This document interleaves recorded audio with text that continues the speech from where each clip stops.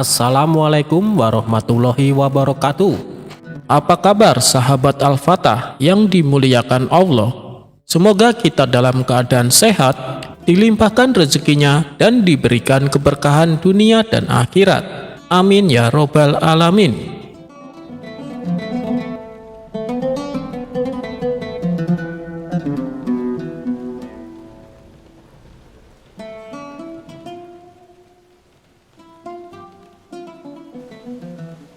Diceritakan hidup seorang pria yang sangat bijaksana, yaitu Abu Nawas.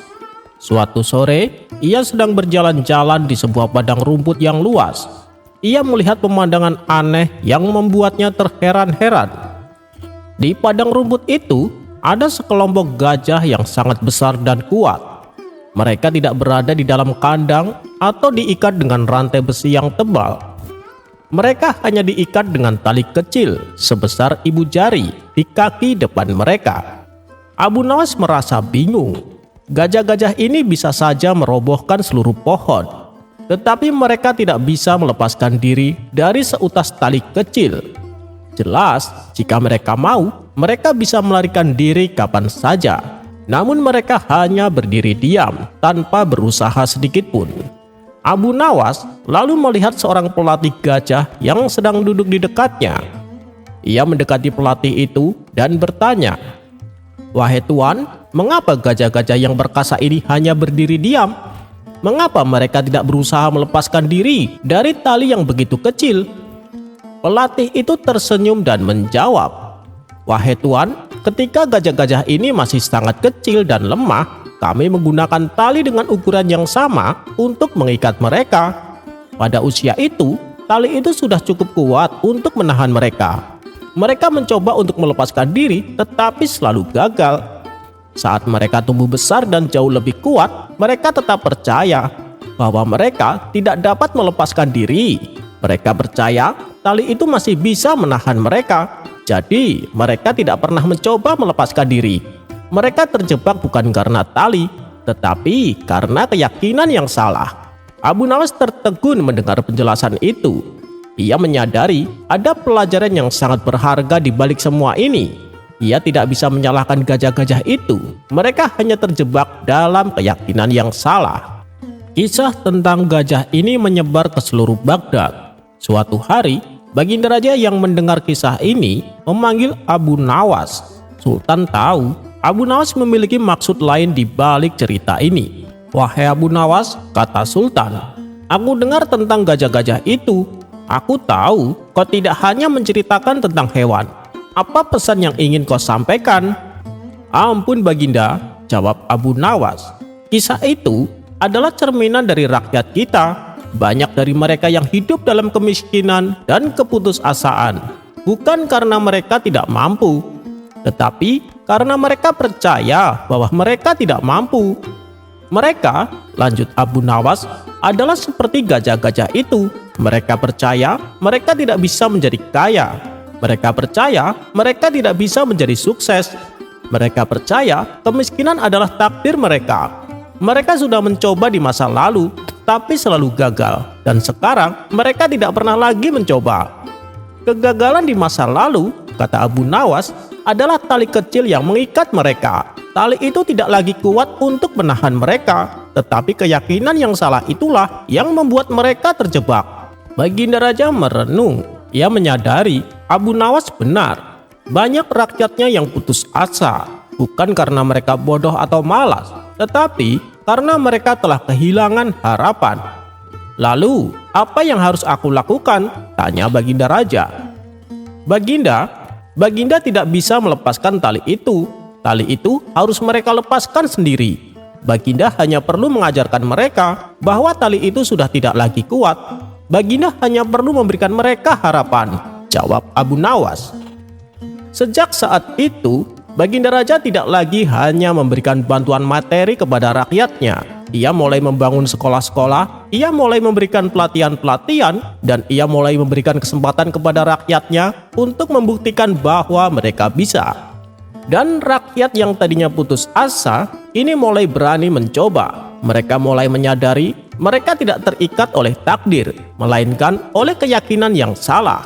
Mereka mulai melepaskan tali yang tidak terlihat itu, dan mereka mulai berjalan menuju masa depan yang lebih baik. Dan mereka tahu semua itu berkat Abu Nawas yang telah mengajarkan mereka bahwa kegagalan adalah bagian dari pembelajaran, bukan akhir dari segalanya.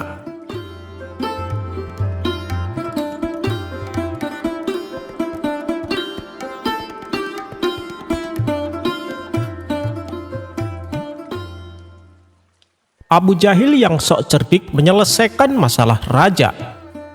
Di sebuah kerajaan yang megah, Baginda Raja sedang menghadapi masalah besar.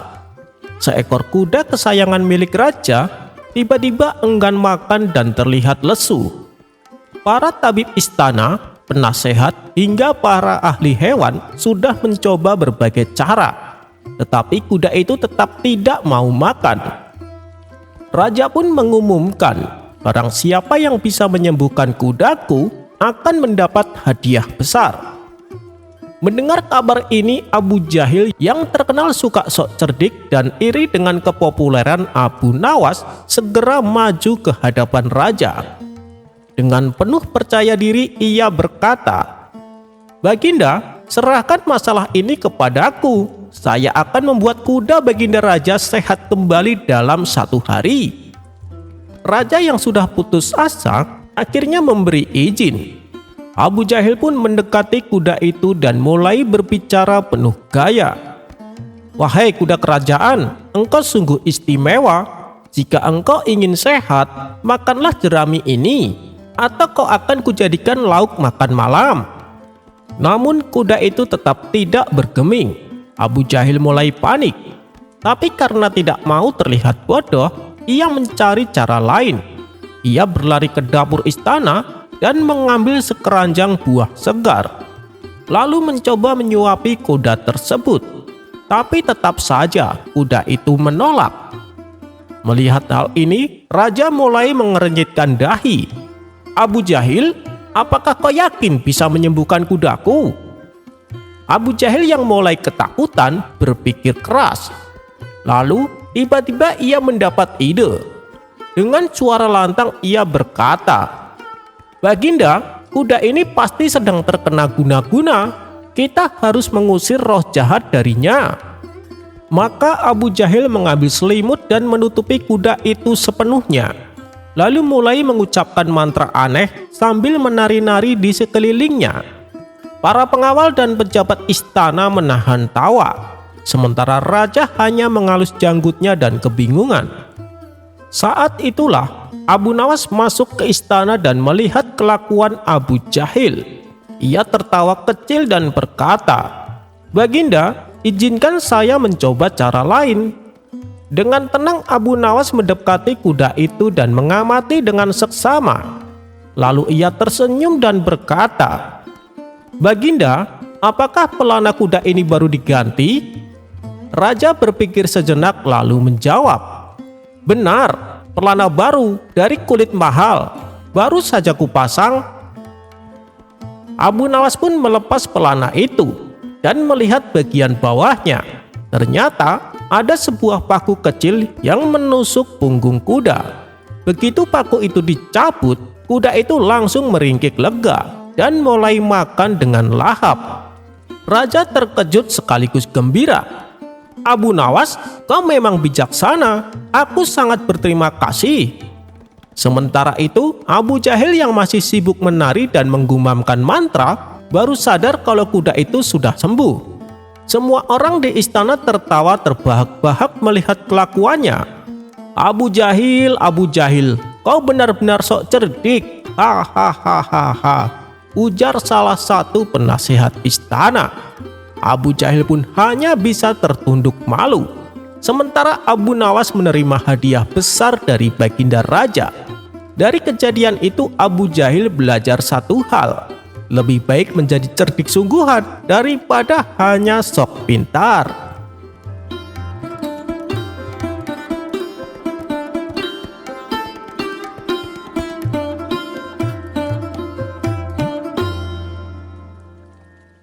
Di sebuah kampung yang sama dengan tempat tinggal Abu Nawas, hiduplah seorang pria bernama Abu Jahil.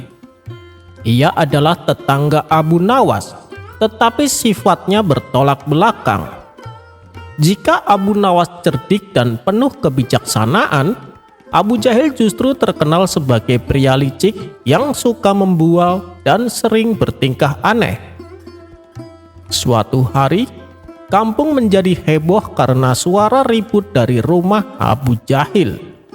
Istrinya yang dikenal sebagai wanita garang sedang memarahinya dengan suara menggelegar. "Kau berani-beraninya menggoda wanita lain di pasar, dasar laki-laki tak tahu malu," teriak sang istri. Para tetangga mulai berkumpul di depan rumah Abu Jahil, termasuk Abu Nawas yang kebetulan lewat. "Ada apa ini, Bu?" tanya seorang warga. "Ada apa? Suami kurang ajar ini ketahuan menggoda wanita lain di pasar. Dia bilang wanita itu cantik seperti rembulan dan pantas jadi permaisuri," ucap istri Abu Jahil. Orang-orang menahan tawa, sementara Abu Jahil berkeringat dingin. Ia mencoba membela diri. "Tidak sayangku, aku tidak menggoda. Aku hanya mengagumi ciptaan Tuhan. Apa salahnya memuji keindahan?" kata Abu Jahil mencoba tersenyum. Namun, sang istri tak bisa dibodohi begitu saja. "Oh begitu, lalu kenapa memberi wanita itu selendang baru?" Abu Jahil terdiam. Ia panik dan mencari alasan. "Oh itu, aku hanya dermawan sayang, memberi hadiah pada orang yang membutuhkan." Istrinya mendengus. "Kalau begitu, mana selendang untukku? Sejak menikah, kau bahkan tak pernah membelikanku kain baru." Para tetangga tertawa terbahak-bahak. Bahkan Abu Nawas menepuk Abu Jahil sambil tersenyum. "Abu Jahil, kau terlalu pintar untuk menipu istrimu. Mungkin kau bisa menipu orang lain, tapi tidak dengan perempuan yang sudah bertahun-tahun hidup denganmu," kata Abu Nawas. Abu Jahil mengeluh panjang. "Abu Nawas, bisakah kau membantuku keluar dari masalah ini?" Abu Nawas tersenyum lebar. "Baik, aku akan membantumu, tapi dengan satu syarat." "Apa itu Abu Nawas?" tanya Abu Jahil penuh harap. "Kau harus berjanji, mulai sekarang kau tidak akan pernah menggoda wanita lain lagi, atau aku sendiri yang akan mengumumkan kebohonganmu di depan Baginda Raja." Abu Jahil terkejut.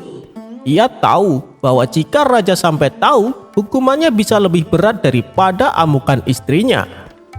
Baiklah, aku berjanji Abu Nawas," katanya putus asa. Abu Nawas lalu berbisik ke telinga istri Abu Jahil. "Sebenarnya suamimu hanya mencoba menguji kesetiaanmu. Dia ingin melihat apakah kau masih peduli padanya. Jika kau cemburu, itu berarti kau masih mencintainya." Mendengar itu, wajah sang istri mulai melunak. Ia menoleh ke suaminya dan berkata, "Lain kali kalau kau ingin menguji cintaku, cukup dengan membelikanku hadiah yang lebih bagus." Para tetangga kembali tertawa. Abu Jahil yang awalnya pucat, akhirnya bisa menghela napas lega. Ia berjanji dalam hati untuk tidak sembarangan menggoda wanita lain lagi, setidaknya saat istrinya ada di sekitar. Sementara itu Abu Nawas hanya tersenyum puas.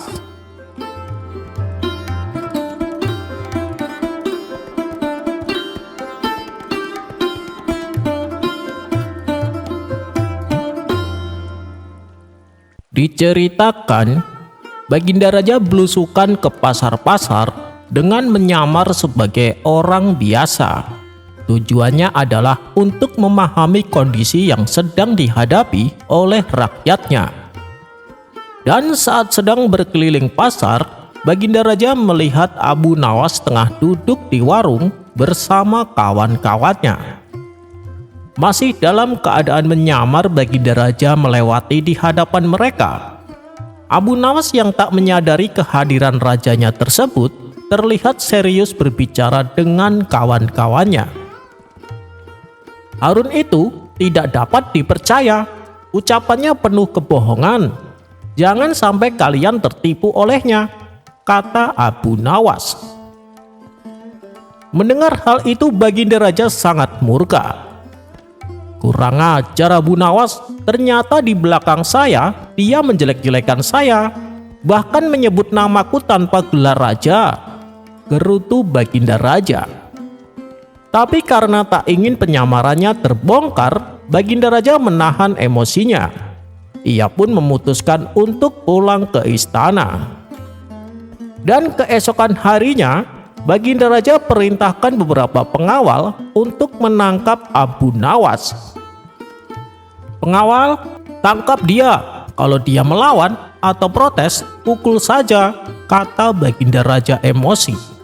Dengan sigap para pengawal langsung menuju rumah Abu Nawas dan menangkapnya. "Loh, ada apa ini? Apa yang kalian lakukan?" teriak Abu Nawas. "Kalau kamu terus berteriak, kami tak segan-segan menghajarmu," hardik salah satu pengawal. "Iya, tapi apa salahku? Kenapa kalian menangkapku?" protes Abu Nawas.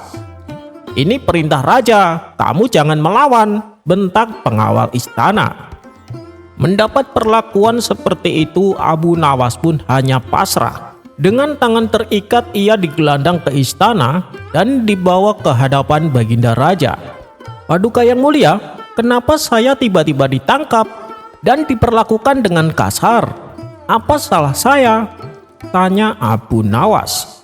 "Diam kamu Abu Nawas, masukkan dia ke dalam penjara sekarang juga," perintah Baginda Raja kepada pengawal. Setelah di dalam penjara, Abu Nawas duduk sambil termenung. "Ini sungguh aneh, Paduka Raja terlihat sangat marah padaku. Sebenarnya apa sih salahku?" pikir Abu Nawas.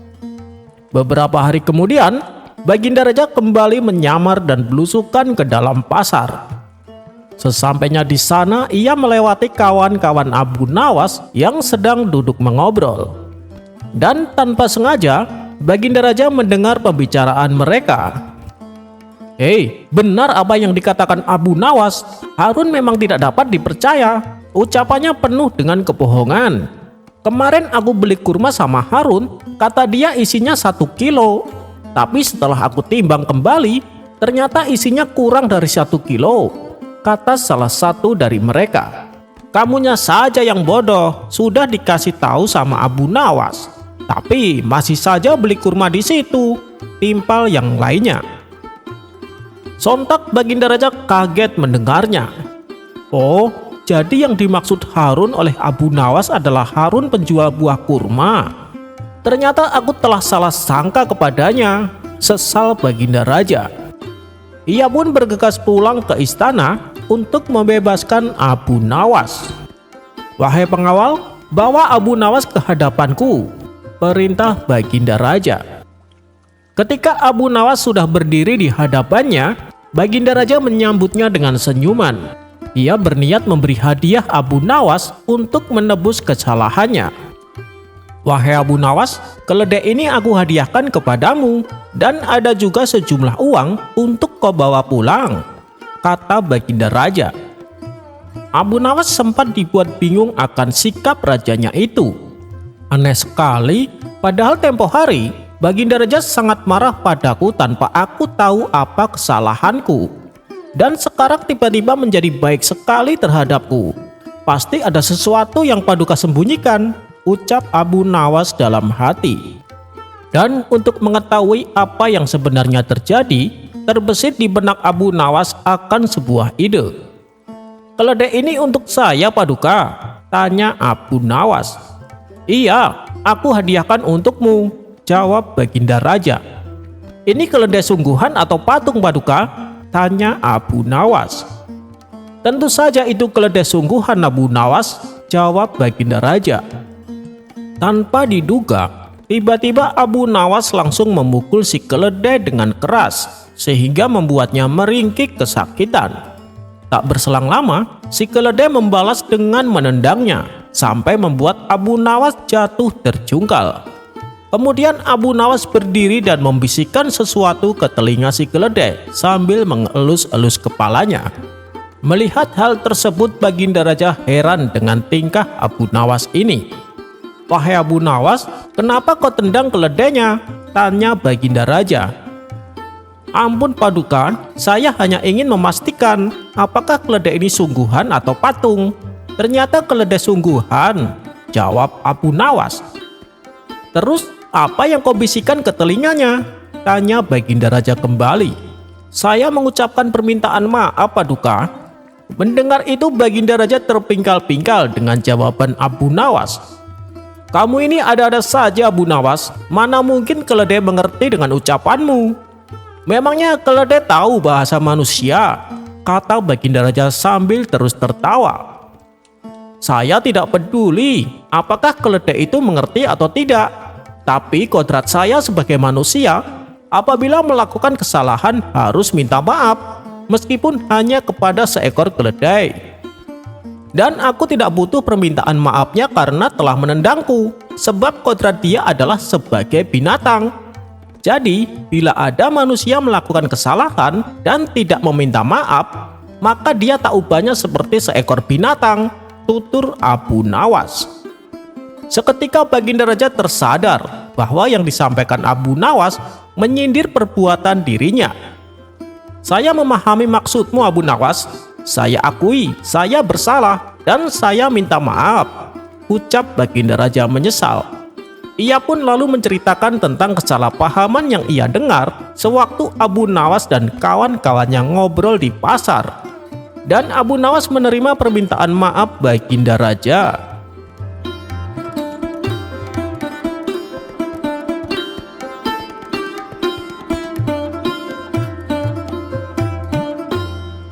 Tipu daya seorang menteri. Dengan menggunakan metode pengajaran yang khusus, ternyata Abu Nawas juga bisa menyulap seekor keledai yang dungu menjadi pintar membaca. Meski keledai ini tetap memiliki kekurangan dibandingkan dengan manusia. Ada saja orang yang iri akan kecerdikan Abu Nawas, termasuk para pembesar kerajaan yang ingin menjadi menteri kesayangan raja. Diceritakan, pada suatu hari, seorang menteri kerajaan yang dipimpin oleh Baginda Raja tiba-tiba punya pikiran buruk kepada Abu Nawas. Rupanya, ia iri hati terhadap perhatian raja yang begitu berlebihan terhadap Abu Nawas daripada dirinya. Tanpa ada sebab, menteri itu memberikan seekor keledai kepada Abu Nawas. "Abu Nawas, ajari keledai itu membaca. Dalam 2 minggu, datanglah kembali kemari dan kita lihat hasilnya," kata menteri itu. Abu Nawas menerimanya dan kemudian pergi tanpa banyak kata. Namun dalam hati ia masih was-was juga atas niat menteri itu. "Apakah ini salah satu tipu dayanya untuk menghancurkan nama baikku?" tanya Abu Nawas dalam hati. Abu Nawas berusaha tidak mempedulikannya, dan dalam 2 minggu kemudian ia kembali ke istana. Tanpa banyak bicara, menteri mengajaknya menghadap Baginda Raja. "Baginda, akan aku tunjukkan siapa sebenarnya diriku ini," kata menteri itu dengan lantang. "Hai menteri, ada apa dengan dirimu?" bentak Baginda Raja. "Tenang Baginda, hari ini Baginda akan tahu kecerdasan akal saya sebenarnya mengungguli kecerdasan Abu Nawas," ucap menteri tersebut. "Apalagi yang akan dibuat oleh menteri ini?" kata Abu Nawas dalam hati. "Baiklah, jika salah satu dari kalian menang, maka ia berhak mendapatkan sekantung dinar ini. Tetapi bagi yang kalah, ia akan dihukum 3 bulan di penjara," titah sang raja. Tanpa bisa mengelak, Abu Nawas terpaksa menyanggupi permainan aneh itu. Tiba-tiba, menteri itu menunjuk ke sebuah buku besar. "Coba buktikan jika keledai itu bisa membaca. Bukankah engkau cerdas dalam segala hal?" kata menteri kepada Abu Nawas. Abu Nawas lalu menggiring keledainya ke buku itu dan membuka sampulnya. Si keledai menatap buku itu. dan tak lama kemudian mulai membalik halamannya dengan lidahnya. Terus menerus dibaliknya setiap halaman sampai halaman terakhir. Setelah selesai, si keledai menatap Abu Nawas. "Demikianlah keledaiku bisa membaca," kata Abu Nawas. Kini giliran si menteri untuk menginterogasi. "Bagaimana caramu mengajari dia membaca?" tanyanya. "Jadi begini, sesampainya di rumah, aku siapkan lembaran-lembaran besar mirip buku dan aku sisipkan biji-biji gandum di dalamnya. Keledai itu harus belajar membalik-balikan halaman untuk bisa memakan biji-biji gandum itu, sampai ia terlatih betul untuk membalik halaman buku dengan benar," jelas Abu Nawas. "Tapi bukankah ia tidak mengerti apa yang dibacanya?" tukas si menteri. "Memang demikianlah cara keledai membaca, dia hanya membalik-balik halaman tanpa mengerti isinya. Kalau kita membuka-buka buku tanpa mengerti isinya, kita disebut sebodoh keledai, bukan?" jawab Abu Nawas sambil tersenyum. Jawaban Abu Nawas ini mendapatkan anggukan dari Baginda Raja. Baginda mengerti, sepintar-pintarnya hewan tidak akan sanggup menjadi sesempurna manusia. Hanya manusia bodoh saja yang tidak mau menggunakan akalnya untuk berpikir. Akhirnya Abu Nawas mendapat hadiah sekantung dinar, sedangkan menteri masuk penjara sesuai perjanjian dari awal.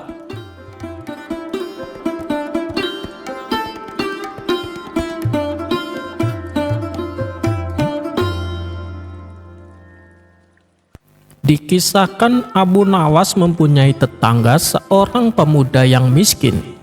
Ia hidup sebatang kara dan makan seadanya. Bahkan terkadang ia terpaksa berpuasa karena tak punya makanan untuk ia makan.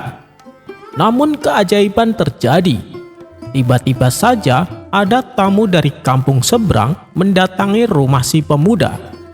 Tamu tersebut mengabarkan bahwa orang tua si pemuda menitipkan banyak harta warisan kepadanya. Dan tamu itu berniat untuk mengembalikan titipan harta warisan kepada si pemuda miskin. Si pemuda miskin pun kaget bukan kepalang. Ia tak menyangka akan mendapat warisan sebanyak itu, karena yang ia tahu orang tuanya adalah orang yang miskin. Berita tentang kekayaan si pemuda pun tersebar sampai pelosok desa. Para penduduk pun kagum dengan rumah barunya si pemuda yang terlihat megah. Bisa dikatakan di lingkungannya hanya si pemuda yang rumahnya paling megah dan mentereng. Kehidupan si pemuda pun langsung berubah drastis. Tentu saja banyak orang-orang yang mendadak ingin berkawan dengannya. Entahlah apa yang ada di hati si pemuda ini. Bukannya memanfaatkan hartanya untuk sedekah atau usaha, ia malah hampir setiap hari mengadakan pesta di rumahnya. Karena tak mampu mengelola harta, ia akhirnya menjadi hartawan yang boros, kemudian jatuh miskin. Benar saja, hanya dalam waktu singkat, harta yang dimiliki pemuda tersebut telah habis tak tersisa. Bahkan dirinya tak mampu lagi memberi gaji kepada pembantunya sendiri. Jangankan menyimpan uang, rumah yang ditempati pun ia jual. Pemuda tersebut benar-benar menjadi miskin dan hidup sebatang kara tanpa seorang pun yang mendampinginya. Kawan-kawannya yang dulu setia menemani, kini mereka satu persatu meninggalkannya. Si pemuda mendadak stres dengan keadaan ini. Ia merasa tak mampu menghadapi kehidupannya yang seperti dulu saat ia miskin. Pemuda tersebut lantas berniat menemui Abu Nawas untuk meminta nasihatnya. Keesokan paginya, ia pun pergi ke rumah Abu Nawas. "Tuan Abu Nawas, keadaan saya saat ini sangat terpuruk," kata si pemuda membuka percakapan. "Apa yang membuatmu demikian?" tanya Abu Nawas. "Dulu waktu saya kaya raya, banyak orang-orang ingin menjadi kawan saya. Tapi setelah hartaku habis, satu persatu mereka meninggalkanku. Saya betul-betul tertekan dengan keadaan ini. Berilah nasihat untukku, wahai Tuan Abu Nawas," pinta si pemuda. Dengan entengnya Abu Nawas berkata, "Jangan khawatir, segalanya pasti akan kembali normal. Tunggu saja." Beberapa hari ini kau akan kembali tenang dan bahagia, tutur Abu Nawas. Jadi saya akan segera kembali kaya, Tuan Abu Nawas? Tanya pemuda itu girang. Bukan begitu maksudku, kau salah tafsir. Maksudku, dalam waktu yang tidak terlalu lama, kau akan terbiasa menjadi orang yang miskin dan tidak mempunyai teman, jelas Abu Nawas. Kemudian Abu Nawas menasehati bahwa apa yang diterima pemuda tersebut adalah akibat dari apa yang dilakukannya sendiri. Pesan dari nasihat ini, ketika kita diberi harta yang berlimpah, akan lebih baik bila kita manfaatkan untuk bersedekah dan membangun usaha. Sudah manusiawi jika kita banyak harta, maka banyak orang-orang yang mau berkawan dengan kita. Tapi ketika kita jatuh miskin, jangankan jadi kawan kita, bertandang ke rumahnya pun mereka seolah enggan. Jadi saat kita mempunyai banyak harta, bijak-bijaklah dalam mengelola harta. Jangan terbujuk rayuan untuk selalu berbuat hura-hura.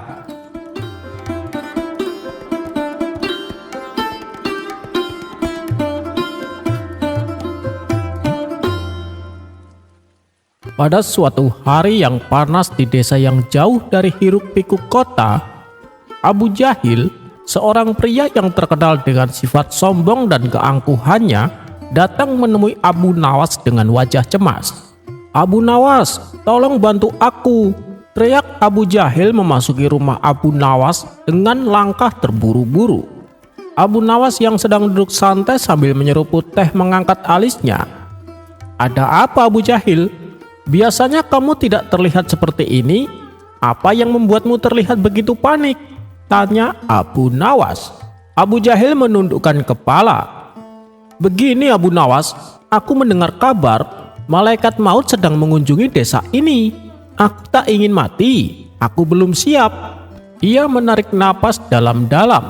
Matanya berbinar-binar penuh ketakutan.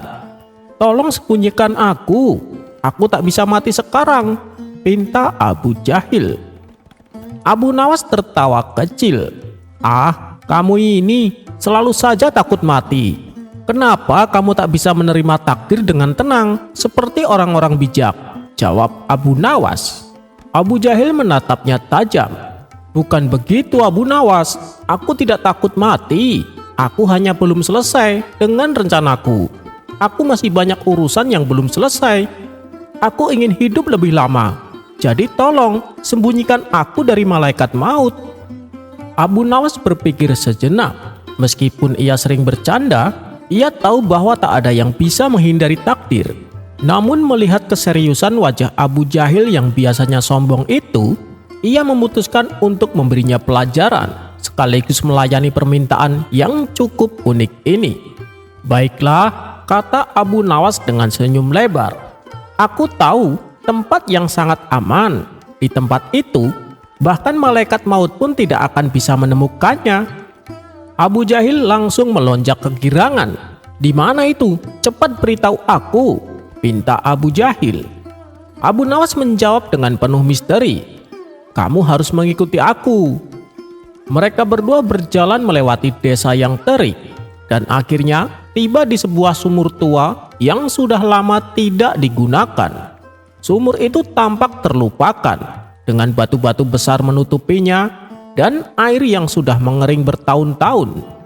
Abu Jahil menatap sumur itu dengan bingung. "Ini yang kamu maksudkan? Sumur ini terlihat seperti tempat orang-orang mati, bukan tempat untuk bersembunyi," tanya Abu Jahil tidak percaya. Abu Nawas hanya tersenyum dan menjelaskan, "Disinilah tempat paling aman. Malaikat maut tidak akan pernah mengira kamu bersembunyi di sini. Aku jamin kamu akan aman," jawab Abu Nawas. Dengan sedikit ragu, Abu Jahil akhirnya memutuskan untuk mengikuti saran Abu Nawas. Ia pun turun ke dalam sumur, duduk di dasar sumur yang sempit itu, berharap bisa lolos dari takdir. Hari pertama Abu Jahil merasa sangat tidak nyaman. Udara di dalam sumur terasa pengap dan ia mulai merasa haus dan lapar. Namun, ia mencoba menenangkan dirinya. Hari kedua, kondisi Abu Jahil semakin buruk. Ia mulai merasa pusing karena kekurangan air dan makanan. Ia ingin berteriak, tetapi ia ingat pesan Abu Nawas untuk tidak membuat suara. "Bertahanlah, bertahanlah," ia mencoba menenangkan dirinya. Namun pada malam ketiga, saat Abu Jahil sudah hampir putus asa, ia tertidur lelap dan bermimpi aneh. Di dalam mimpinya, malaikat maut muncul di hadapannya. Malaikat itu tampak tinggi dan menakutkan dengan sayap yang sangat besar. Abu Jahil terkejut dan gemetar ketakutan. "Malaikat maut, jangan ambil nyawaku!" teriak Abu Jahil dalam mimpinya. Malaikat maut tersenyum seakan tahu apa yang dipikirkan Abu Jahil. "Jangan khawatir, aku tidak datang untukmu. Atau apakah kamu yang sedang bersembunyi di sumur itu?"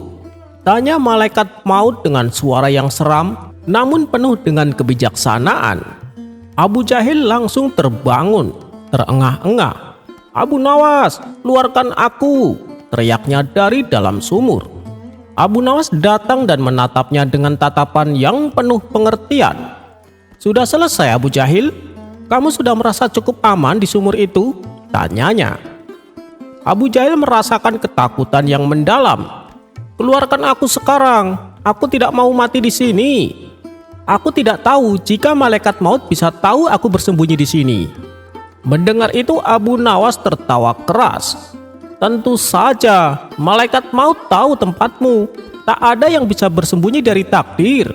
Tak peduli seberapa jauh kita lari atau seberapa pintar kita bersembunyi, ajal pasti akan datang pada waktunya."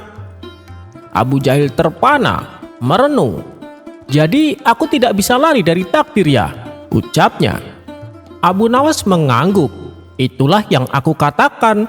Bahkan jika kamu bersembunyi di dalam gua yang terdalam, di dasar laut, atau di puncak gunung, tak ada tempat yang aman dari ajal. Jadi, bukannya bersembunyi, lebih baik kita bersiap untuk menghadapi takdir dengan hati yang lapang." Abu Jahil terdiam. Ia merasa malu dengan dirinya sendiri. "Mungkin selama ini aku terlalu fokus pada ketakutanku akan kematian, hingga lupa untuk mempersiapkan diri dengan cara yang benar." Abu Nawas mengulurkan tangannya untuk menarik Abu Jahil keluar dari sumur.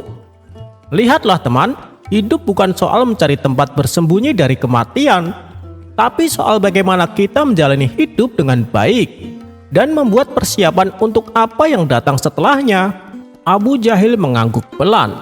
"Aku mengerti sekarang Abu Nawas. Terima kasih telah membuka mataku." Pesan dari cerita ini, tak ada tempat yang dapat menyembunyikan kita dari takdir. Kematian adalah bagian dari kehidupan yang tak bisa dihindari.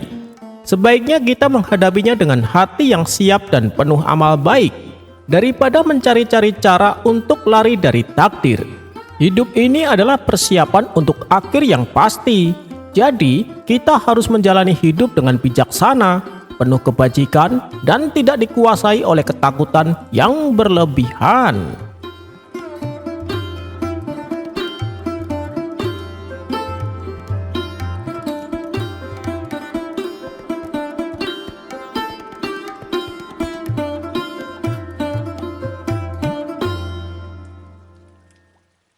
Pada suatu hari di zaman modern, Abu Nawas yang terkenal cerdik dan pandai berjalan-jalan di kota besar yang penuh dengan teknologi. Gedung-gedung tinggi menjulang, mobil-mobil melaju cepat, dan hampir semua orang sibuk menatap layar smartphone mereka. Abu Nawas meski berpakaian khas zaman dahulu dengan sorban dan jubahnya, tak ketinggalan memegang sebuah smartphone. Namun smartphone miliknya bukanlah smartphone biasa. Ia menyebutnya smartphone ajaib, sebuah ponsel yang konon dapat menjawab pertanyaan apa saja dan bahkan memberikan solusi atas masalah rumit. Pada suatu malam, Abu Nawas mampir ke sebuah kafe. Di sana, banyak orang muda berkumpul sibuk dengan gadget masing-masing. Abu Nawas memesan kopi sambil duduk di pojok memperhatikan suasana. Tiba-tiba seorang pria dengan dandanan keren menghampirinya. Pria itu dikenal sebagai Abu Jahil, si tukang pamer. Terkenal suka meremehkan orang lain. Melihat Abu Nawas yang berpakaian sederhana, ia berkata dengan nada mengejek, "Wah, kakek ini kok ketinggalan zaman, masih pakai baju jadul, tapi bawa smartphone. Bisa apa sih ponselnya?" Abu Nawas hanya tersenyum. Smartphone ini berbeda, Abu Jahil. Tidak hanya untuk menelpon atau mengirim pesan, tapi juga bisa menyelesaikan masalah besar. Bahkan, ia lebih pintar darimu, jawab Abu Nawas sambil tersenyum. Abu Jahil tertawa terbahak-bahak. "Mana mungkin, Pak Tua. Smartphone itu canggih karena pemakainya. Kalau pemakainya tua seperti Anda, pasti kemampuannya juga biasa saja," jawab Abu Jahil tertawa. Mendengar ejekan itu, Abu Nawas menantang Abu Jahil. "Baiklah, kalau kau tidak percaya, mari kita bertaruh.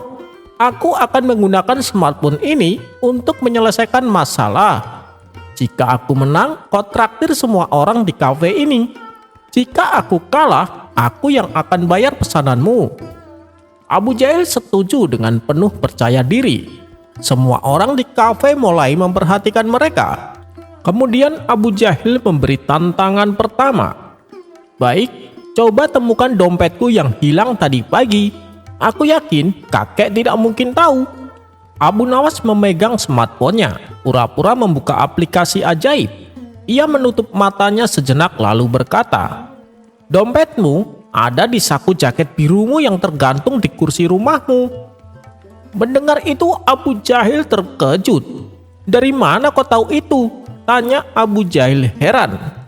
Abu Nawas pun tersenyum. "Smartphone ini bukan sekedar alat, tapi ia menyerap apa yang kau pikirkan.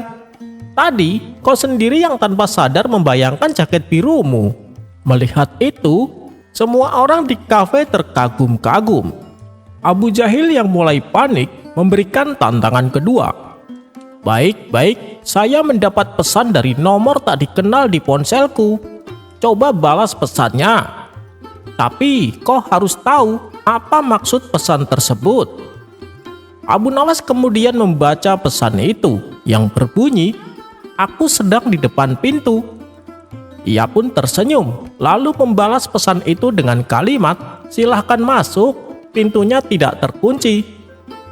Tak lama kemudian, seseorang masuk ke kafe dan memanggil Abu Jahil. "Hei, Abu Jahil, kau lupa apa gimana? Aku menunggumu di luar sejak tadi." Mendengar itu, Abu Jahil terkejut dan terdiam. Kemudian Abu Nawas menjelaskan, "Pesannya sudah jelas, hanya saja kau terlalu sibuk pamer untuk memahaminya." Abu Jahil memberi tantangan terakhir.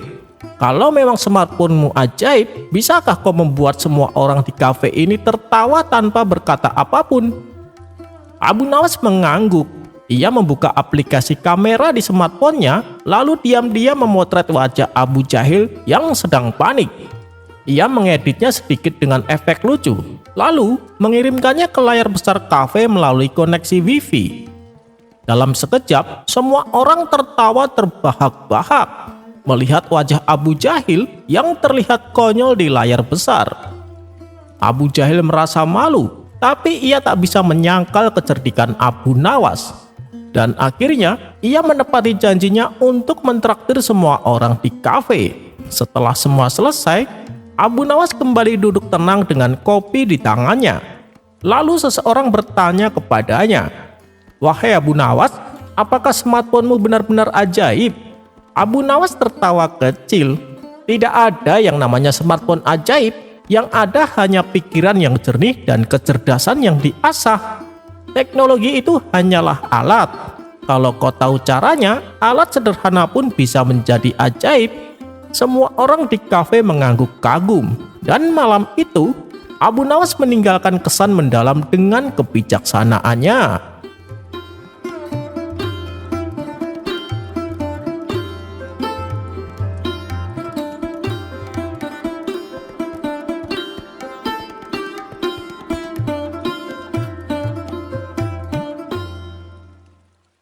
Siapa yang tak kenal dengan Abu Nawas, tokoh fenomenal dari Baghdad yang tersohor dengan tingkah konyolnya. Akalnya yang cerdik dan cerdas sering membuat Baginda Raja kewalahan. Beribu-ribu cara Baginda mencoba menjebak Abu Nawas, namun ia selalu saja bisa lolos. Tapi pada pertemuan kali ini, saya tidak akan mengisahkan tentang perseteruan antara Abu Nawas dan Baginda Raja. Kisah kali ini menceritakan bagaimana Abu Nawas menjawab pertanyaan seputar agama oleh seorang ulama ahli fikih. Yang bikin lucunya, Abu Nawas menjawab tidak perlu menggunakan dalil atau hadis, melainkan perkataan konyol yang keluar dari mulut Abu Nawas. Tentu saja jawaban Abu Nawas membuat sang ulama tertawa. Dan pastinya jawaban Abu Nawas meskipun terkesan konyol, tapi jawaban tersebut memang benar dan masuk akal. Suatu kali, salah seorang ulama ahli fikih merasa resah akan perkara hukum yang dimilikinya. Karena merasa masih belum menemukan jawaban, sang ulama berniat menemui Abu Nawas. Mungkin Abu Nawas bisa menjawab masalah ini, batin sang ulama dalam hati. Singkat cerita, bertemulah sang ulama dengan Abu Nawas. Tanpa basa-basi, sang ulama pun mengutarakan keresahannya. "Wahai Abu Nawas, aku ada persoalan yang sampai saat ini tak kutemukan jawabannya.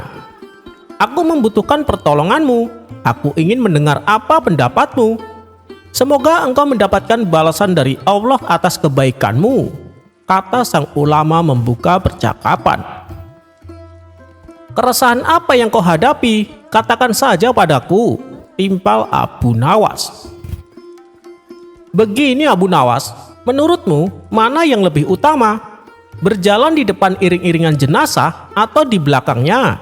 tanya sang ulama. Dengan entengnya Abu Nawas menjawab, "Wahai Tuan Syekh, jangan terlalu serius dan resah dengan perihal urusan remeh-temeh seperti ini." Sang ulama kembali berkata, "Iya, tapi saya penasaran Abu Nawas. Kalau menurutmu sendiri, mana yang lebih utama? Saya benar-benar ingin tahu pendapatmu." Kemudian Abu Nawas menjelaskan, "Kalau menurutku sih, sama saja Tuan Syekh, berjalanlah sesukamu. Mau di depannya, di belakangnya, di sebelah kanan, atau di sebelah kiri, semua itu sama saja menurut saya. Asal jangan kau naiki keranda jenazahnya. Orang-orang pasti akan menyuruhmu untuk turun." Keseriusan ulama fikih yang tadinya menyimak uraian Abu Nawas berubah menjadi tawa. Sang ulama fikih itu pun pergi dengan rasa puas dan tertawa sepanjang perjalanan.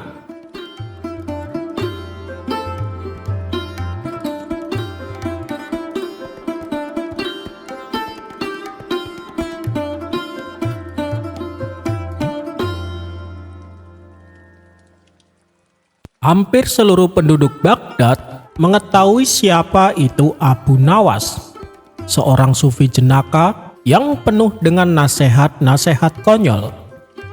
Akan tetapi di balik nasihat konyolnya itu ternyata mengandung kebenaran. Hal inilah yang membuat raja negeri seberang terkagum-kagum dengan sosok Abu Nawas.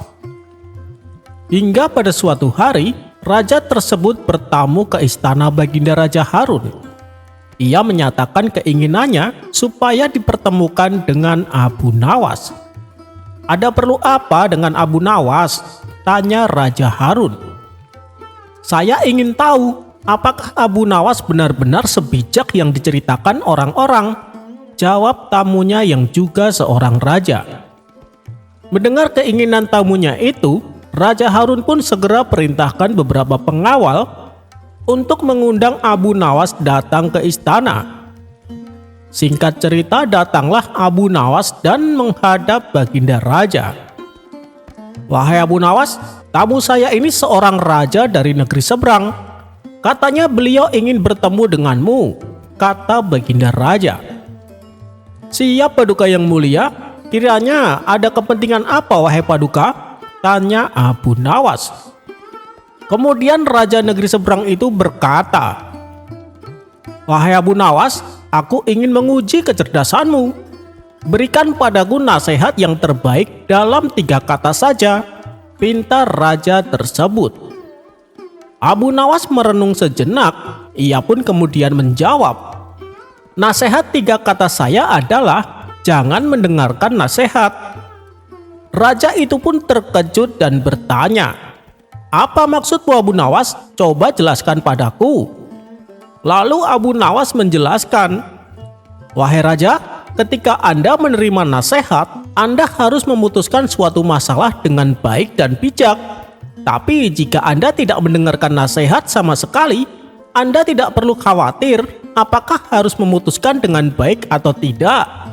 Oleh karena itu, nasihat terbaik adalah jangan mendengarkannya, terang Abu Nawas. Raja tersebut pun tersenyum dan mengakui kecerdasan Abu Nawas.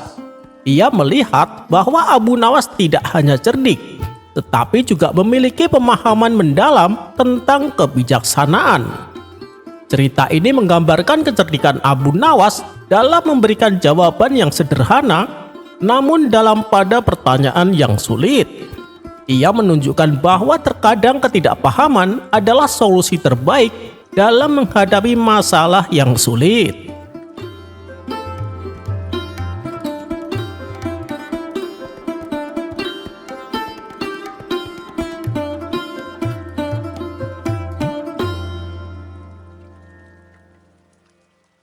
Pada suatu hari, Abu Jahil tampak sibuk membawa barang belanjaan yang baru dibelinya dari pasar. Karena belanjaannya terlalu berat, di tengah jalan ia memutuskan untuk istirahat. Ketika ia duduk melepaskan lelahnya, ia melihat ada sebuah sumur tua. Lantas ia pun mendekati dan menengok ke dalamnya. Ternyata ada airnya, warnanya juga bening dan bersih. Kebetulan nih, aku haus sekali. Tapi bagaimana ya cara mengambilnya? Pikir Abu Jahil. Setelah berusaha mencari benda yang bisa ia gunakan untuk mengambil air, nah, itu ada ember. Aku bisa memanfaatkannya, ucap Abu Jahil. Namun nasib sial dialaminya. Ketika ia mencoba mengambil air yang ada di dalam sumur, ia terpeleset dan jatuh ke dalam. Dengan penuh kepanikan, ia berteriak minta tolong. Abu Nawas yang kebetulan melintas di tempat itu mendengar teriakan Abu Jahil. Ia pun segera mendatangi sumur tersebut. "Hei, Abu Jahil, ngapain kamu di situ?" tanya Abu Nawas. "Tolongin aku Abu Nawas, bantu aku keluar dari sumur ini," teriak Abu Jahil. Mendengar hal itu, Abu Nawas berkata dalam hati, "Sumurnya kan dangkal, dalamnya juga cuma 2 meter, masa tidak bisa naik sendiri?" pikir Abu Nawas. "Hei, Abu Nawas, cepat tolongin aku," pinta Abu Jahil. Kesempatan ini langsung dimanfaatkan Abu Nawas untuk mengerjainya. "Apa kau bilang? Aku tak bisa mendengarmu," kata Abu Nawas berpura-pura. "Tolongin aku keluar dari sumur ini," teriak Abu Jahil kembali. "Apa? Aku masih tidak bisa mendengarmu. Naiklah sampai ke atas bibir sumur agar aku bisa mendengarmu," balas Abu Nawas. Abu Jahil pun menuruti perkataannya. Dengan sekuat tenaga, dia memanjat dinding sumur sampai akhirnya ia berhasil mencapai bibir sumur. "Coba katakan sekali lagi, apa yang tadi kau teriakkan?" ucap Abu Nawas. "Tolong bantu aku agar keluar dari sumur ini," kata Abu Jahil dengan terkopoh-kopoh. "Oh, bilang dong dari tadi. Sekarang balik lagi ke tempatmu semula," balas Abu Nawas. Mungkin karena saking paniknya, Abu Jahil menuruti perkataan Abu Nawas. Ia kembali turun ke dalam sumur. "Ayo Abu Nawas, tolongin aku," teriak Abu Jahil. "Aduh, kenapa aku harus menolongmu? Bukankah tadi kau bisa naik sendiri? Mengapa juga kau turun lagi? Harusnya kau tadi tinggal naik ke permukaan," kata Abu Nawas. "Iya ya, bodoh bener diriku ini. Kenapa juga tak terpikirkan olehku? Dasar Abu Nawas, kurang ajar. Dia telah mengerjai aku," batin Abu Jahil. Untuk kedua kalinya, Abu Jahal menaiki dinding sumur dan berhasil sampai ke permukaan. Sementara Abu Nawas yang melihat itu tertawa terpingkal-pingkal.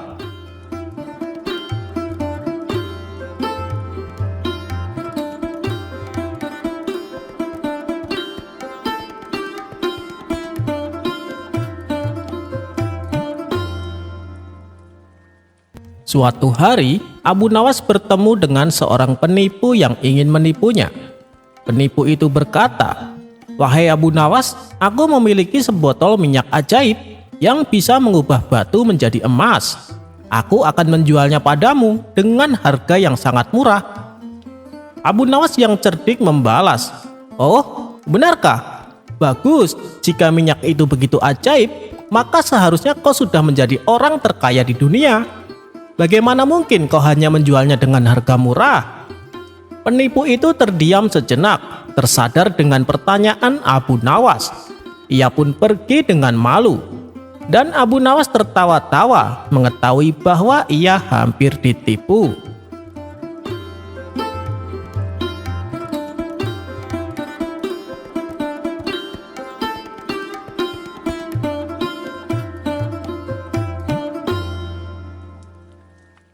Suatu ketika, saat hujan turun dengan derasnya, Abu Nawas duduk terpaku di dalam rumah.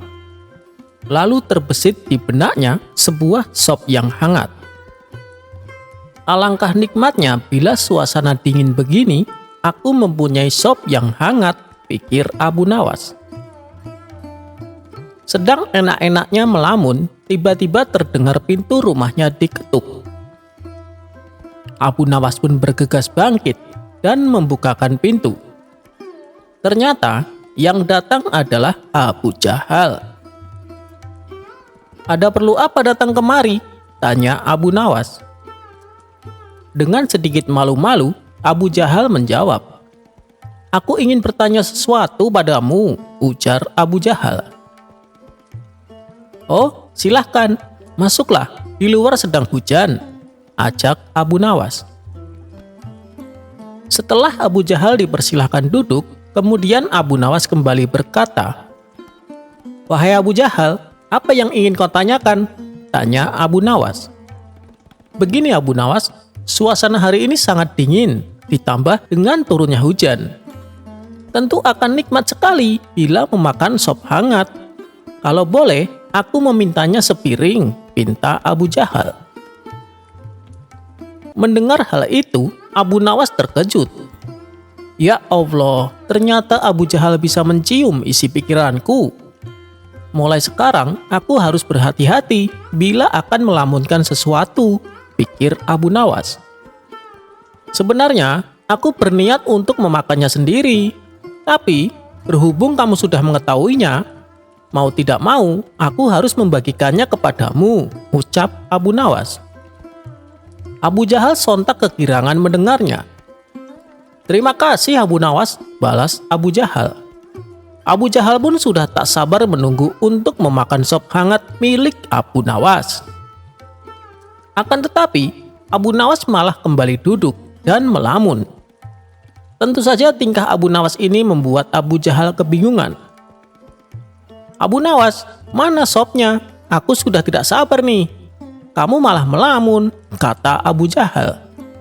"Sini Abu Jahal, duduklah di sampingku dan kita melamun bersama-sama, membayangkan makan sop hangat," timpal Abu Nawas. "Maksudnya bagaimana Abu Nawas?"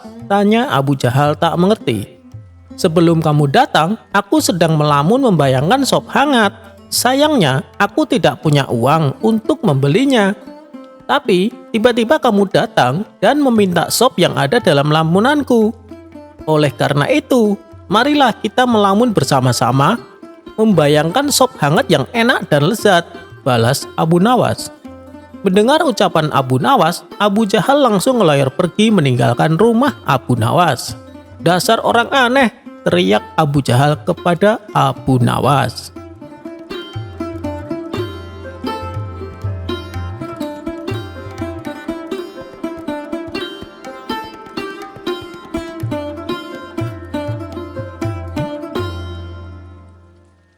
Dikisahkan, Abu Nawas melakukan pengembaraan menyusuri daerah-daerah yang tak pernah ia jumpai.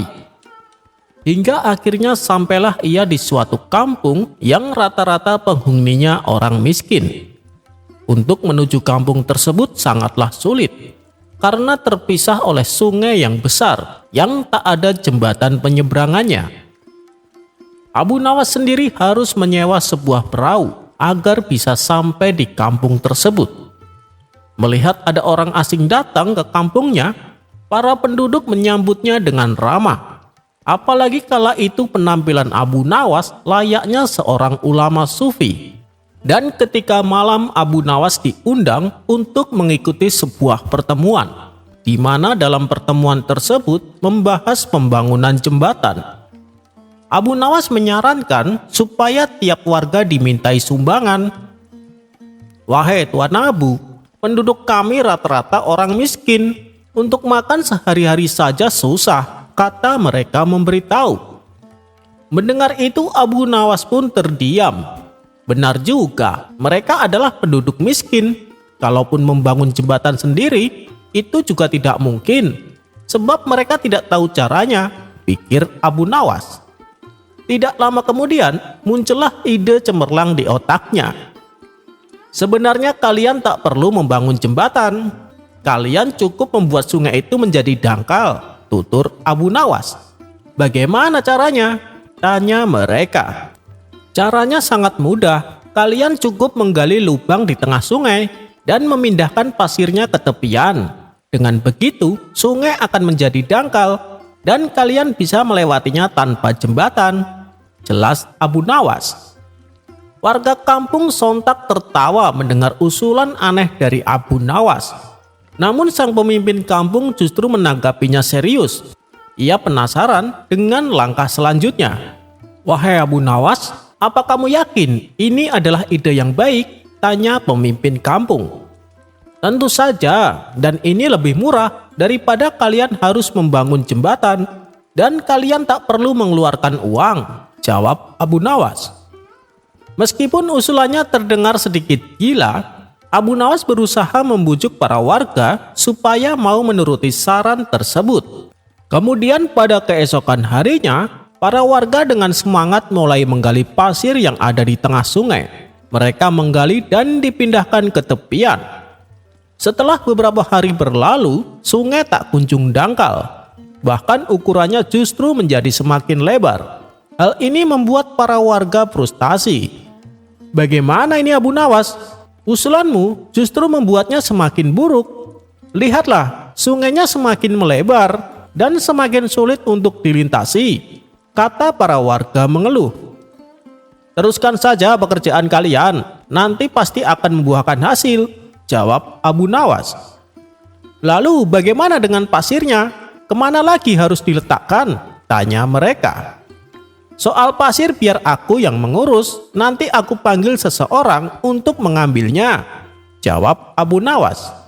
Sebulan pun berlalu dan kondisi sungai tak menjadi dangkal sama sekali. Akhirnya para warga memutuskan diadakan pertemuan kembali. Mereka sudah tak sabar ingin memarahi Abu Nawas. Ketika pertemuan berlangsung, para warga mulai meluapkan amarahnya. "Hei Abu Nawas, percuma kami mengikuti saranmu. Sudah 1 bulan tapi tak ada hasil. Kami sudah mengorbankan tenaga dan waktu. Tapi apa hasilnya?" kata para warga emosi. "Tenang, sabar. Aku sudah mengumpulkan uang kalian. Silahkan dipergunakan uang kalian untuk membangun jembatan," balas Abu Nawas sambil mengeluarkan kantong yang penuh berisi uang. Melihat ada uang sebanyak itu, mereka pun menjadi heran. Terlebih saat Abu Nawas mengatakan bahwa uang tersebut adalah milik mereka. "Tapi Abu Nawas, dari mana uang itu? Kami tak merasa memilikinya," tanya para warga kebingungan. Abu Nawas pun lalu menjelaskan bahwa uang yang dibawanya hasil dari menjual pasir yang mereka gali dalam kurun waktu 1 bulan. "Kalian ingat kan orang yang setiap hari mengambil pasir kalian? Dialah pembelinya," terang Abu Nawas. Seketika para warga pun tertawa dengan kecerdikan Abu Nawas. Mereka juga tak lupa mengucapkan terima kasih kepadanya. Dan berkat usulan Abu Nawas, mereka akhirnya berhasil membangun jembatan.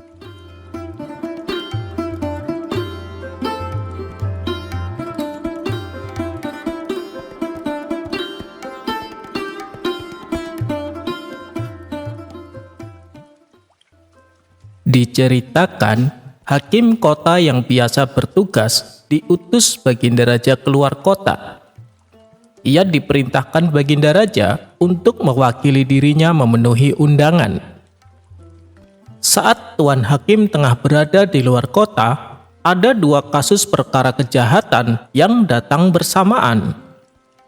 Kasus pertama adalah seorang pemuda yang membawa lari anak perempuan tetangganya. Kasus yang kedua, seorang pencuri membawa lari keledai milik majikannya. Masyarakat pun bingung, harus kepada siapa kasus ini disidangkan. Sedangkan kedua tersangka sudah ditangkap dan siap untuk diadili. Tapi Tuan Hakim yang biasa bertugas kini sedang berada di luar kota. Para warga lalu pergi menuju istana sambil mengarak kedua terdakwa untuk disidangkan. Saat itu, Baginda Raja tengah duduk santai dan berbincang-bincang dengan Abu Nawas. Melihat banyak warga yang datang, Baginda Raja terperanjat dan kaget. "Ada masalah apa ini? Kenapa kalian mengikat kedua orang itu?" tanya Baginda Raja sambil menunjuk kedua tersangka. "Maaf Paduka yang mulia, mereka berdua adalah tersangka kejahatan. Kami ingin supaya mereka diadili," jawab salah satu warga. "Tapi kenapa kalian bawa ke sini? Harusnya kalian bawa kedua orang itu ke pengadilan," ujar Baginda Raja. "Maaf Paduka yang mulia, bukankah Tuan Hakim sedang keluar kota? Lalu siapa yang akan menjadi hakimnya? Makanya kami bawa kedua tersangka ini kemari, supaya lekas diadili," sahut para warga.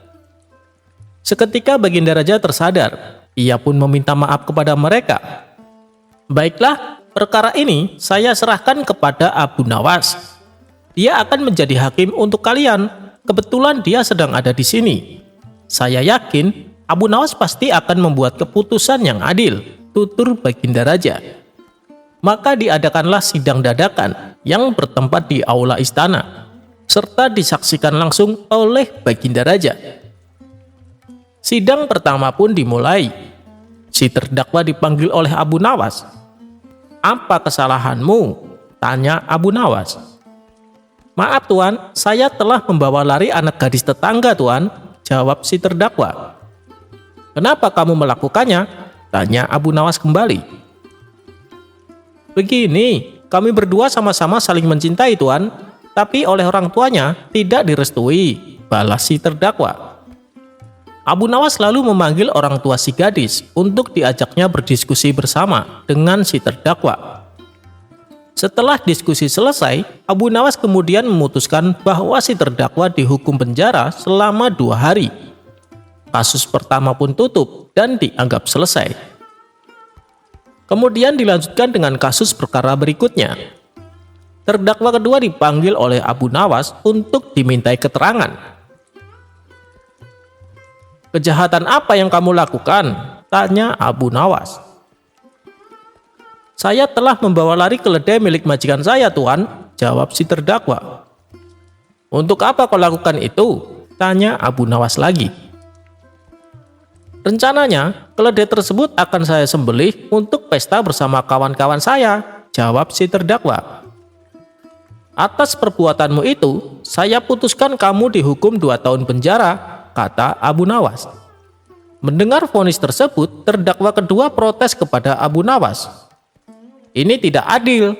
Terdakwa pertama yang jelas-jelas membawa anak gadis orang hanya dihukum 2 hari saja. Sedangkan saya yang hanya membawa lari keledai malah divonis 2 tahun penjara. Ampun Paduka yang mulia, tapi Paduka yang mulia telah keliru menunjuk dia menjadi hakim," ujar terdakwa kedua. Baginda Raja sendiri sebenarnya agak kurang setuju dengan keputusan Abu Nawas. Tapi Sebelum Baginda Raja ikut memprotesnya, ia ingin mendengar penjelasan Abu Nawas. "Wahai Abu Nawas, bisakah kau jelaskan dengan keputusanmu itu?" pinta Baginda Raja. Sejenak Abu Nawas terdiam. Kemudian ia menatap terdakwa kedua. "Jadi begini, terdakwa pertama saya vonis penjara 2 hari karena ia bersedia menikahi gadis yang ia bawa lari, dan orang tua si gadis juga sudah merestuinya. Kalau kamu bersedia menikahi keledai yang kamu bawa lari, kamu juga akan saya vonis penjara 2 hari seperti terdakwa pertama. Bagaimana? Apa kamu bersedia?" tanya Abu Nawas. Mendengar penjelasan tersebut, spontan Baginda Raja tertawa terpingkal-pingkal. Sementara si terdakwa kedua hanya bisa pasrah menerima vonis yang dijatuhkan kepadanya.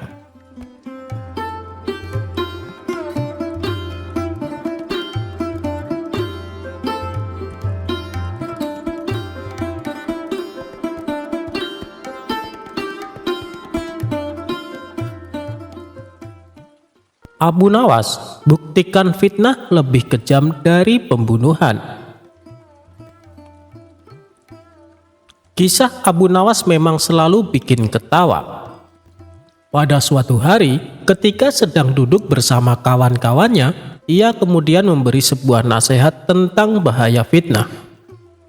Dalam ajaran agama Islam, dijelaskan bahwa fitnah lebih kejam dari pembunuhan. Kemudian, salah seorang kawan bertanya kepada Abu Nawas, "Wahai Abu Nawas, bukannya fitnah hanya dilakukan oleh mulut, tidak mengakibatkan cacat, tidak pula mengeluarkan luka yang dapat mengeluarkan darah, tapi kenapa dianggap lebih kejam dari pembunuhan?" ujar salah seorang kawannya. "Sedangkan pembunuhan bukan mengakibatkan cacat, tapi sampai menghilangkan nyawa seseorang," sambung kawan itu lagi. Abu Nawas pun menjawab bahwa dampak yang ditimbulkan dari fitnah sangatlah besar, bahkan bisa mengakibatkan peperangan. Kawan Abu Nawas yang bertanya itu makin penasaran dengan penjelasan tersebut. "Masa sih Abu Nawas? Bisakah kau buktikan ucapanmu itu? Aku tidak pernah mendengar kisah tentang bahayanya sebuah fitnah," tanya kawan Abu Nawas. Abu Nawas lalu menerangkan sebuah kisah yang pernah diceritakan oleh Hamad bin Salamah radhiyallahu anha. Dahulu ada seorang saudagar kaya ingin membeli budak. Pergilah dia menemui sang penjual. Saat akan memilih budak itu, ia mendapati rata-rata memiliki cacat dan sudah tua. Namun ada satu budak yang masih muda, badannya bersih dan tidak memiliki cacat. "Aku mau budak yang itu saja," kata saudagar kaya tersebut kepada si penjual. "Apa Tuan yakin?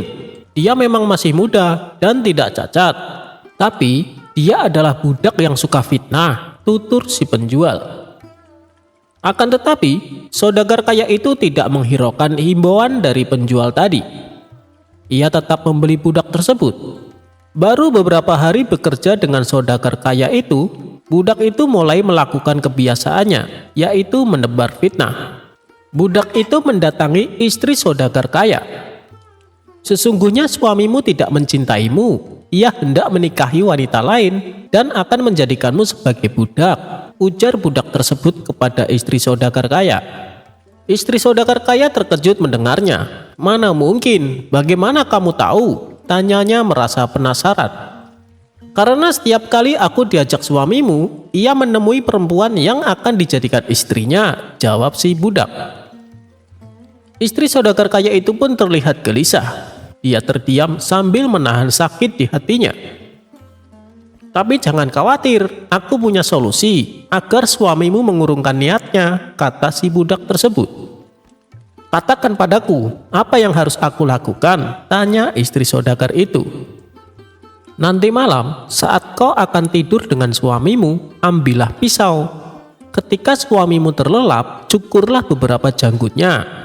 Simpan helaian itu olehmu. Maka suamimu akan tergila-gila kepadamu," kata si budak itu. Istri saudagar kaya pun mulai terhasut dan mengikuti saran dari budak baru itu. Sementara si budak gantian mendatangi saudagar. "Wahai Tuan, sesungguhnya istri Tuan telah berselingkuh dengan laki-laki lain, dan dia ingin membunuh Tuan serta menguras harta Anda," kata si budak. "Itu tidak mungkin, istriku sangat baik dan setia kepadaku," ujar saudagar kaya itu. "Kalau Tuan tidak percaya, nanti malam Tuan lihat sendiri saja apa yang akan dilakukan oleh istri Anda," ungkap budak itu. "Memang nanti malam apa yang akan dilakukan istriku?" tanya saudagar kaya. "Tuan tidak boleh lengah, pura-pura tidur, tapi jangan tidur sungguhan," kata si budak mewanti-wanti.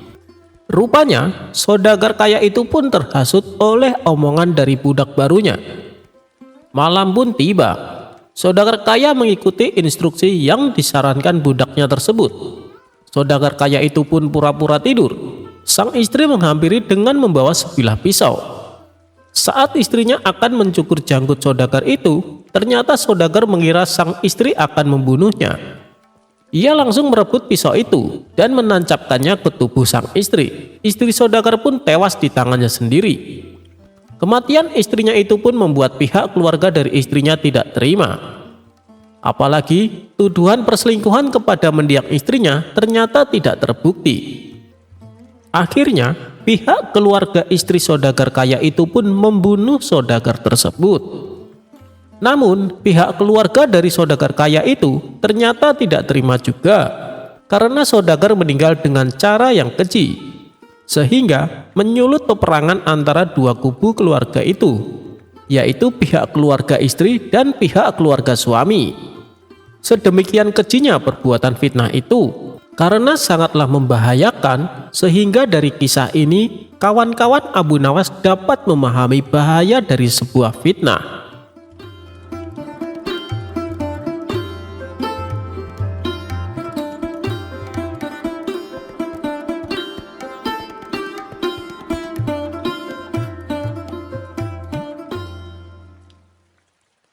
Abu Nawas dan sepotong roti. Alkisah, pada suatu hari kerajaan mengalami krisis ekonomi yang buruk. Karena sumber pendapatan kerajaan yang berasal dari pajak tidak memenuhi target. Kondisi kerajaan yang krisis ini membuat Baginda Raja geram. Kerajaan telah berhasil memperluas wilayahnya, namun krisis malah muncul dari pendapatan pajak. Akhirnya, diadakanlah pertemuan di mana para menteri kerajaan hadir dengan membawa berbagai kertas laporan sesuai dengan bidangnya masing-masing. Baginda Raja memulai pembicaraan. "Wahai para menteri, bagaimana mungkin kerajaan ini memiliki infrastruktur yang rusak parah? Kenapa hasil pertanian menurun?" tanya Baginda Raja. Semua menteri hanya bisa terdiam mendengar bentakan Baginda Raja. Mereka tak mampu menjawab, hanya memberikan kertas laporan kepada Baginda Raja. Karena sangat marah, Baginda Raja pun merobek kertas-kertas itu, dan ada juga yang disuruh memakan kertas itu. Abu Nawas yang juga hadir di pertemuan itu juga tak mampu berbuat banyak. Namun, beberapa saat kemudian, Baginda Raja memerintahkan Abu Nawas untuk menggantikan petugas pajak menghitung pendapatan pajak. Setelah beberapa saat, Abu Nawas maju ke singgasana raja dan membawa sepotong roti. Melihat hal itu, semua menteri terheran-heran dengan tingkah Abu Nawas. "Hei Abu Nawas, apakah kau akan menyuapku dengan sepotong roti itu?" tanya Baginda Raja agak marah. "Bukan begitu Baginda Raja. Laporan keuangan yang saya kerjakan semuanya tercatat pada roti ini," jawab Abu Nawas. "Apa maksudmu? Kau jangan berpura-pura gila di hadapanku," kata Baginda Raja kesal. "Wahai Baginda Raja, usiaku ini sudah cukup lanjut. Aku tidak akan sanggup memakan kertas-kertas yang nantinya Anda sobek dan menyuruhku untuk memakannya. Jadi, semua laporan aku pindahkan pada roti ini," ucap Abu Nawas. Sebuah teguran yang halus dari Abu Nawas agar Baginda Raja lebih bijaksana dalam memimpin kerajaannya. Sejak saat itu pula, Baginda Raja tersadar bahwa tindakannya tidak benar karena telah menyuruh menterinya memakan kertas. Akhirnya, Baginda Raja merumuskan kembali perundang-undangan yang lebih memihak kepada rakyat kecil.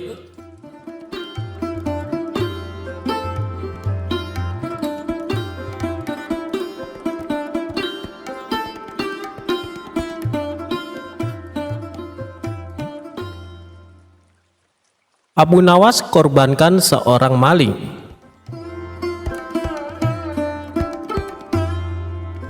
Abu Nawas memiliki istri yang galak, penjemburu, dan cerewet. Sifat itu bukan tanpa sebab, yakni akibat Abu Nawas sering pulang larut malam sehingga membuatnya cemas. Suatu hari Abu Nawas keluar hingga larut malam, dan istrinya gelisah juga emosi. Berjam-jam ia menunggu suaminya pulang, namun tidak kunjung datang juga. Saking kesalnya, sang istri memiliki rencana. Ia berniat memarahi suaminya dan memukulnya lewat jendela. Waktu pun sudah menunjukkan larut malam, begitu gelap. Namun Abu Nawas tetap tidak kunjung pulang. Tiba-tiba saja istrinya mendengar suara seperti ada orang hendak masuk dari jendela rumah yang terbuat dari kayu. Mendengar suara itu, istri Abu Nawas langsung siap siaga melancarkan aksinya. Ia siap-siap memegang balok untuk memberi pelajaran kepada suaminya itu. Ia berpikir Abu Nawas sengaja masuk rumah melalui jendela karena takut dimarahi istrinya. Kemudian masuklah seseorang melalui jendela yang ukurannya relatif kecil itu. Pencahayaannya yang tidak terlalu terang, seketika istri Abu Nawas memukulnya berkali-kali hingga orang itu terkapar lemas tak berdaya akibat pukulannya yang sangat keras. "Ampun, ampun," kata orang yang diduga Abu Nawas. Melihat itu, istri Abu Nawas merasa puas karena misinya berhasil, sehingga orang yang dipukulinya lemas tak berdaya. Dengan nada yang keras, ia meminta orang itu bangun.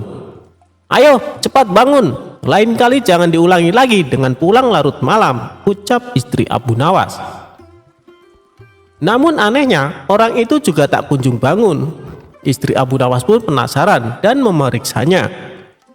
Betapa terkejutnya, ternyata orang yang dipukulinya itu bukanlah suaminya, tapi maling yang coba masuk ke rumahnya. Istri Abu Nawas pun berteriak, lalu warga sekitar beramai-ramai mendatangi rumah Abu Nawas, kemudian meringkus maling tersebut. "Wah, hebat sekali, pencuri ini sampai terbaring tidak berdaya di lantai. Mungkin butuh berminggu-minggu agar bisa pulih lagi," kata salah seorang warga. "Maaf Pak, saya tak bermaksud menyakitinya, apalagi sampai separah itu. Hanya kekeliruan saja Pak," kata istri Abu Nawas. "Keliru bagaimana?" tanya seorang warga. "Waktu itu, ia masuk melalui jendela dapur. Saya kira itu suami saya yang baru pulang berpesta dengan teman-temannya.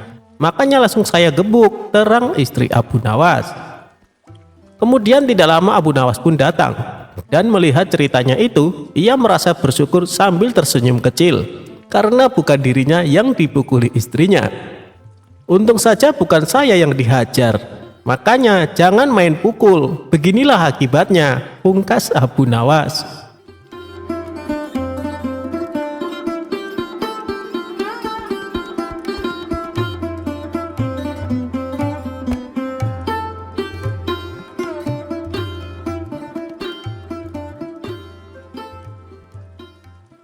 Abu Nawas menghitung jumlah bulu keledai.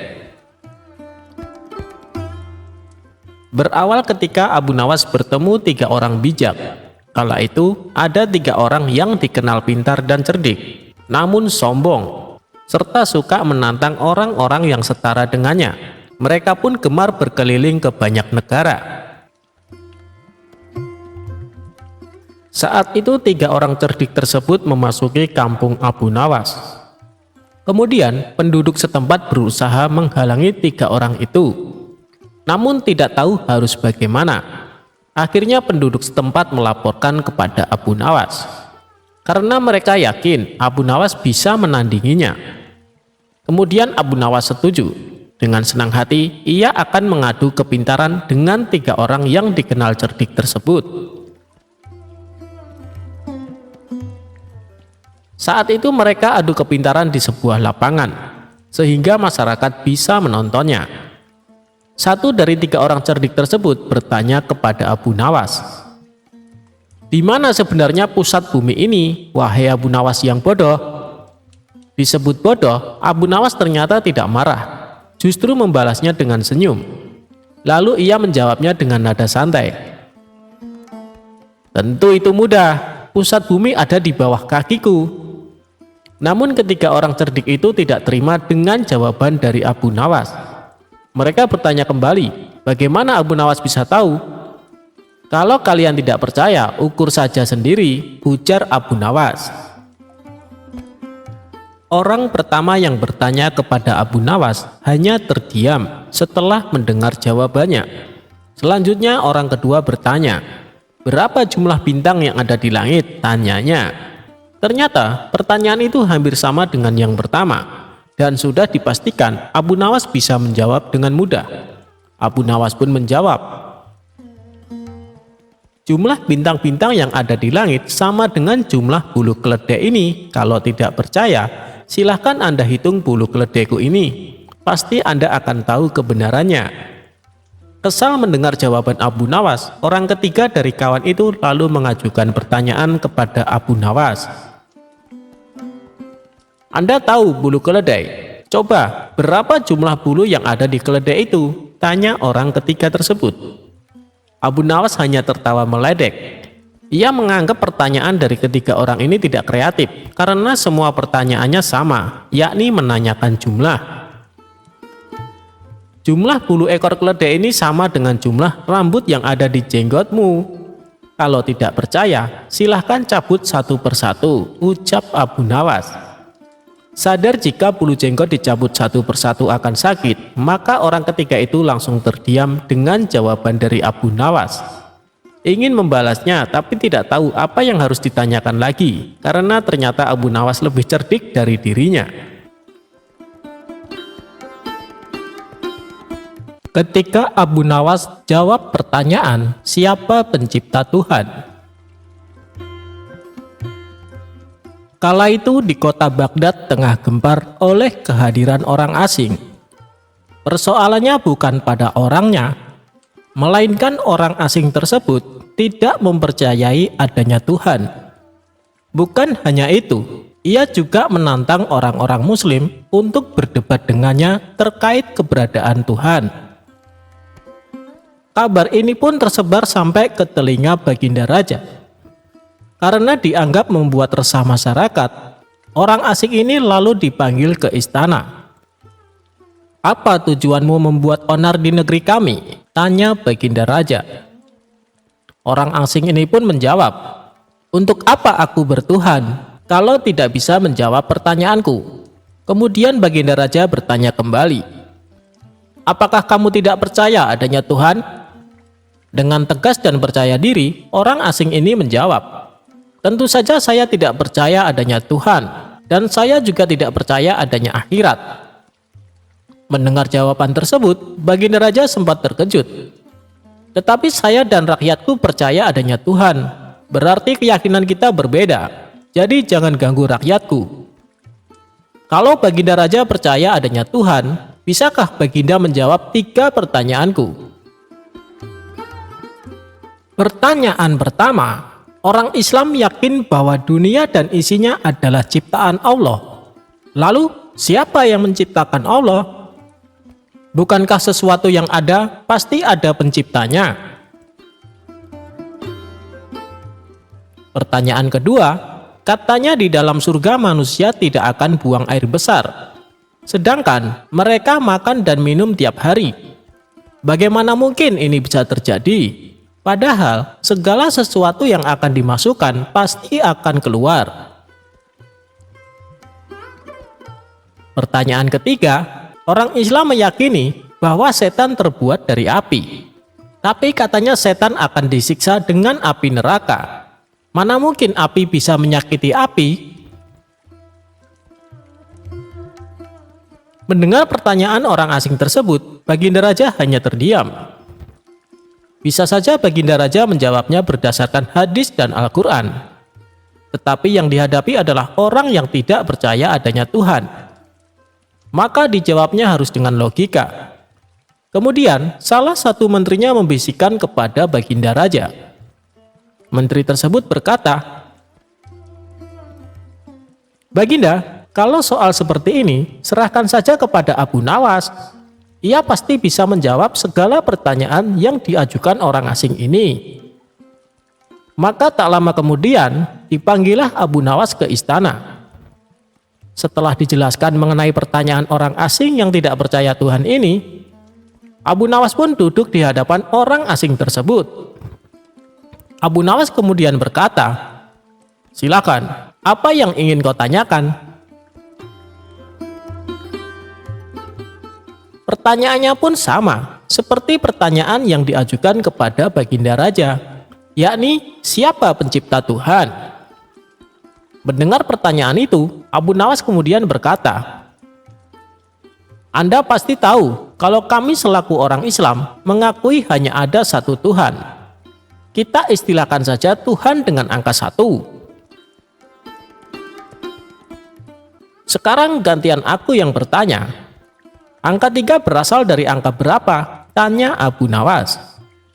"Angka 3 berasal dari angka 2 ditambah 1, jawab orang asing tersebut. "Tepat sekali. Kalau angka 2 berasal dari angka berapa?" "Angka 2 berasal dari angka 1 ditambah 1. "Ya, benar. Sekarang kalau angka 1 sendiri berasal dari angka berapa?" Orang asing tersebut kaget dengan pertanyaan itu. Ia hanya terdiam tak bisa menjawabnya. Kemudian Abu Nawas berkata, "Pada intinya, semua angka pasti ada awalnya. Entah itu angka 5, angka 4, ataupun angka 10.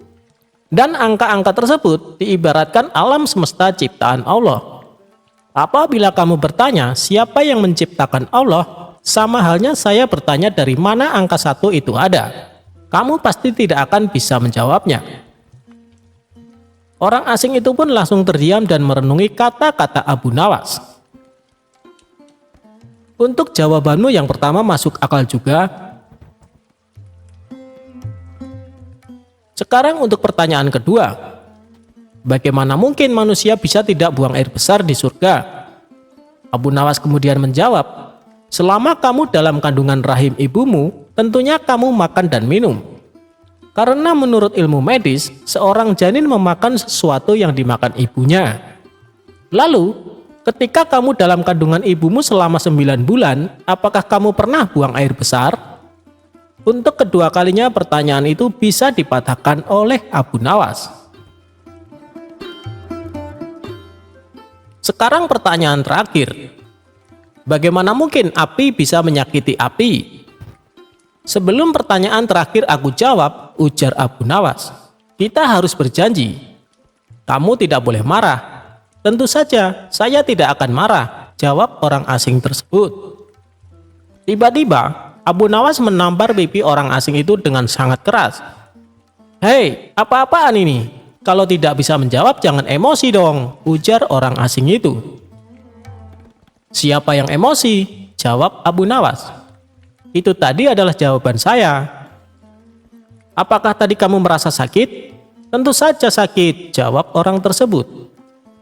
"Coba kamu perhatikan tangan saya. Bukankah tangan saya terbuat dari tulang dan daging? Begitu juga dengan pipi kamu. Tapi ketika tangan saya menampar pipi kamu, kamu langsung kesakitan kan? Itulah gambaran sederhana kalau api neraka bisa menyakiti setan. Setan pasti akan merasa kesakitan, meskipun ia sama-sama terbuat dari api."